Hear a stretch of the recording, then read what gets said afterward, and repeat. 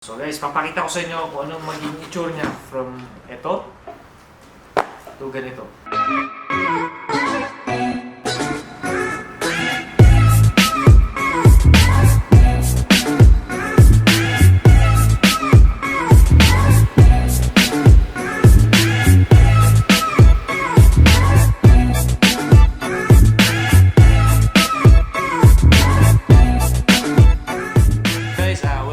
Sa channel ko.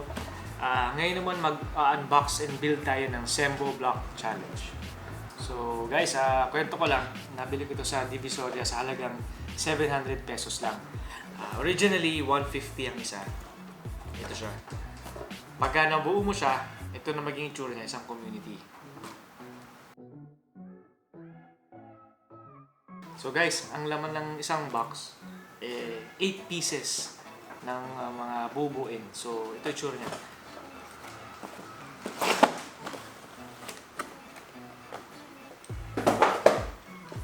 Ang una ko nakukuha is yung Pepsi.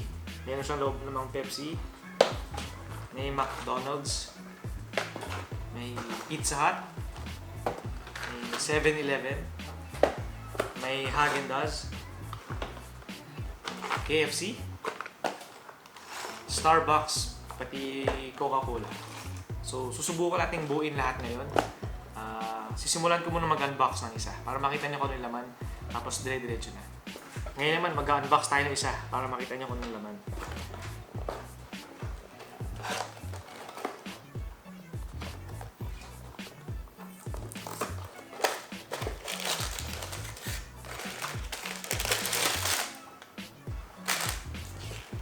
So, meron tayong manual.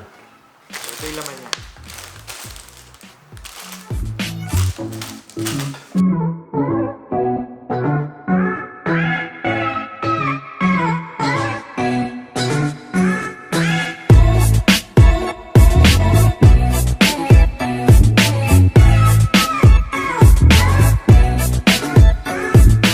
So guys, natapos na natin itong isa, yung Pizza Hut. Susunod naman natin yung isa. Itong Coca-Cola.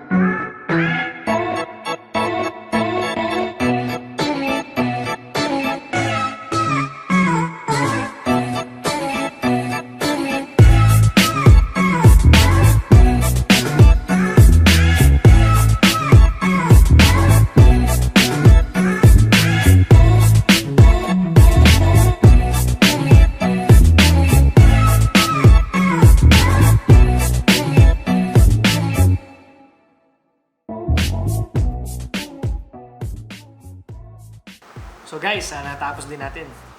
So 8 pieces sila lahat-lahat.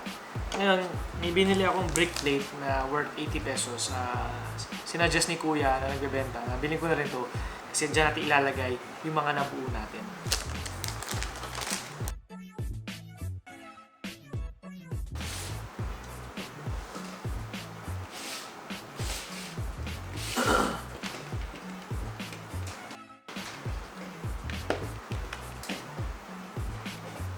So guys, ito na siya.